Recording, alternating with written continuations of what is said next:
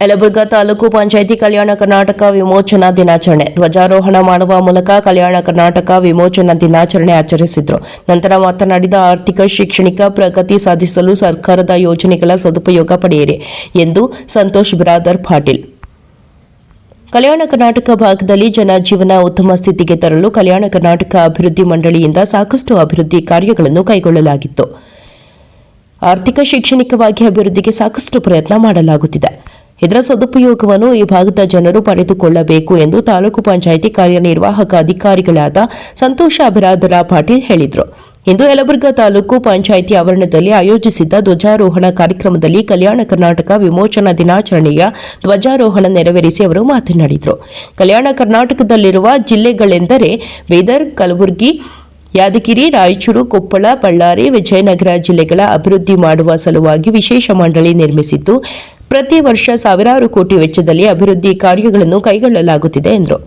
ಸ್ವತಂತ್ರ ನಂತರ ಅಂದರೆ ಆಗಸ್ಟ್ 15, 1947ರಲ್ಲಿ ದೇಶದ ಎಲ್ಲಾ ಪ್ರದೇಶಗಳಿಗೂ ವಿಲೀನಗೊಂಡರೆ ಉತ್ತರ ಕರ್ನಾಟಕದ ಈ ಭಾಗ ಮಾತ್ರ ಭಾರತದಲ್ಲಿ ವಿಲೀನಗೊಂಡಿರಲಿಲ್ಲ. ಈಗಿನ ಹೈದರಾಬಾದ್ ಪ್ರದೇಶದ ನಿಜಾಮ್ ಮೀರ್ ಉಸ್ಮಾನ್ ಆಲಿ ಭಾರತದಲ್ಲಿ ವಿಲೀನಗೊಳ್ಳಲು ಒಪ್ಪಿರಲಿಲ್ಲ. ಸ್ವಾತಂತ್ರ್ಯ ನಂತರವೂ ತ್ರಿವರ್ಣ ಧ್ವಜವನ್ನು ಹಿಡಿಯುವುದು, ಭಾರತದ ಪರವಾಗಿ ಘೋಷಣೆಗಳನ್ನು ಕೂಗುವುದು ತುಂಬಾ ಕಷ್ಟವಾಗಿತ್ತು. ಬೀದರ್ ಜಿಲ್ಲೆಯ ಬಸವ ಕಲ್ಯಾಣದ ಗ್ರಾಮವೊಂದರಲ್ಲಿ 200 ಜನರನ್ನು ರಾಜಕಾರರು ಕೊಂದು ಹಾಕಿದ್ರು. ಅವರ ಕ್ರೌರ್ಯ ಆಗ ಮಟ್ಟಿಗಿತ್ತು. ಇದನ್ನೆಲ್ಲ ಗಮನಿಸಿದ ಅಂದಿನ ಕೇಂದ್ರ ಗೃಹ ಸಚಿವ ಸರ್ದಾರ್ ವಲ್ಲಭಾಯಿ ಪಟೇಲ್ರು ಆಪರೇಷನ್ ಫೋಲೋ ಮೂಲಕ ಮಿಲಿಟರಿ ಕಾರ್ಯಾಚರಣೆಯನ್ನೇ ನಡೆಸಬೇಕಾಯಿತು. ಕೊನೆಗೂ ಹೆದರಿದ ನಿಜಾಮ ಭಾರತದಲ್ಲಿ ತನ್ನ ರಾಜ್ಯವನ್ನು ವಿಲೀನಗೊಳಿಸಲು ಒಪ್ಪಿಗೆ ನೀಡಿದ. 1948 ಸೆಪ್ಟೆಂಬರ್ 17ರಂದು ಹೈದರಾಬಾದ್ ಕರ್ನಾಟಕ ಅಂದರೆ ಈಗಿನ ಕಲ್ಯಾಣ ಕರ್ನಾಟಕ ಭಾರತ ದೇಶದಲ್ಲಿ ವಿಲೀನಗೊಂಡಿತ್ತು.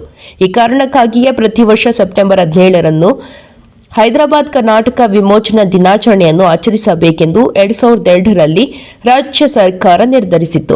ಅಂದಿನಿಂದ ಪ್ರತಿ ವರ್ಷ ಇಂದು ರಾಷ್ಟ್ರಧ್ವಜ ಹೇರಿಸಿ ಗೌರವ ಸಲ್ಲಿಸಲಾಗುವುದು. ಗ್ರಾಮೀಣಾಭಿವೃದ್ಧಿ ಮತ್ತು ಪಂಚಾಯತ್ ರಾಜ್ ಇಲಾಖೆ ಸಾವಿರಾರು ಜನರಿಗೆ ನೂರಾರು ಸೇವೆಗಳನ್ನು ನೀಡುತ್ತಿದೆ. ಸ್ವಚ್ಛ ಭಾರತ್ ಮಿಷನ್, ಮಹಾತ್ಮ ಗಾಂಧಿ ನರೇಗಾ, ಜೆಜೆಎಂ ವಸತಿ, ಬೀದಿ ಬದಿಗಳ ಇತರೆ ಸೇವೆಗಳನ್ನು ನೀಡುತ್ತಿದೆ. ಇದರ ಸದುಪಯೋಗವನ್ನು ಜನರು ಪಡೆದುಕೊಳ್ಳಬೇಕು ಎಂದು ನಂತರ ತಾಲೂಕಾ ಪಂಚಾಯಿತಿ ಕಚೇರಿಯಲ್ಲಿ ಶ್ರೀ ವಿಶ್ವಕರ್ಮ ಜಯಂತಿ ಆಚರಣೆ ಮಾಡಲಾಯಿತು.